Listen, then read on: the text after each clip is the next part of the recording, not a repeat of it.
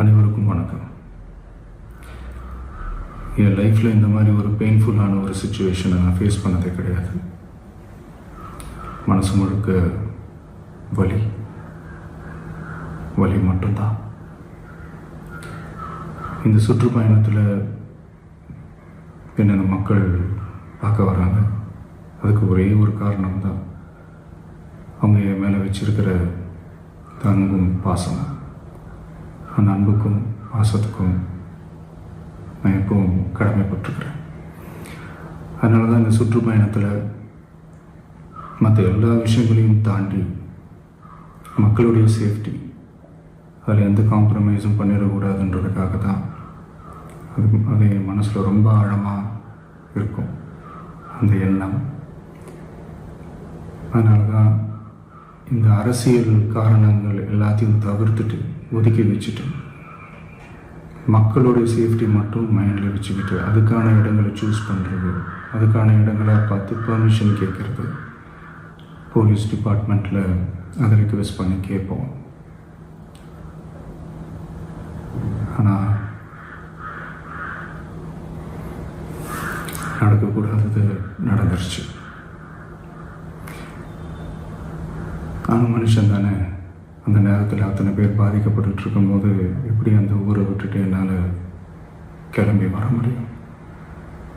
நான் திரும்ப அங்கே போகணும்னு இருந்துச்சுன்னா அதை ஒரு காரணம் காட்டி அங்கே வேறு சில பதட்டமான சுச்சுவேஷன்ஸ், வேறு சில சம்பாவிதங்கள், அந்த மாதிரி எதுவும் நடந்துடக்கூடாதுன்றதுக்காக தான் நான் அவாய்ட் பண்ணேன்.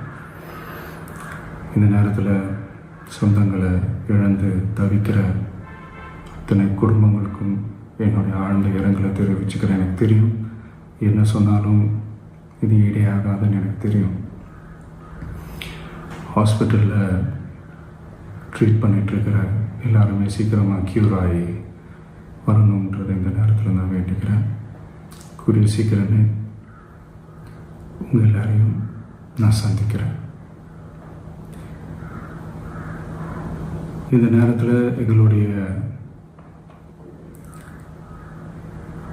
வலிகளை, எங்களுடைய நிலைமையை புரிஞ்சுக்கிட்டு எங்களுக்காக பேசின அரசியல் கட்சிகளை சார்ந்த நண்பர்கள், தலைவர்கள் அனைவருக்கும் என்னுடைய நன்றியை தெரிவிச்சுக்கிறேன். கிட்டத்தட்ட ஒரு 5 மாவட்டத்துக்கு பிரச்சாரத்துக்கு போனோம்.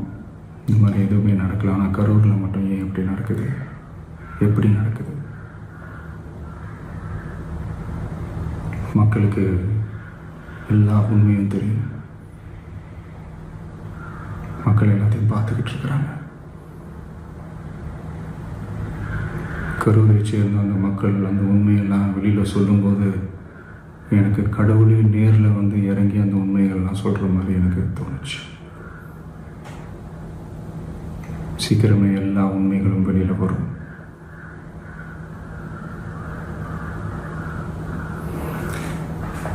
எங்களுக்கு தரப்பட்ட இடத்துல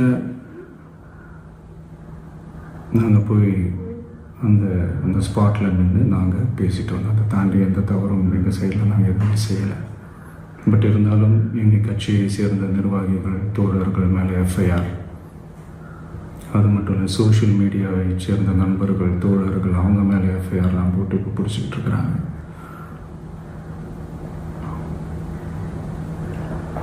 சிஎம் சார், உங்களுக்கு ஏதாவது இந்த பழி வாங்கணும் அப்படின்ற எண்ணம் ஏதாவது இருந்துச்சுன்னா என்ன வேணாலும் பண்ணுங்க. அவங்க மேலே கை வைக்காதீங்க.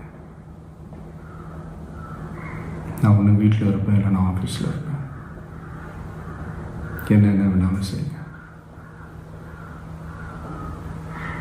நண்பர்களே, தோழர்களே, நம்மளோட அரசியல் பயணம் இன்னும் ஸ்ட்ராங்காக, இன்னும் தைரியத்தோட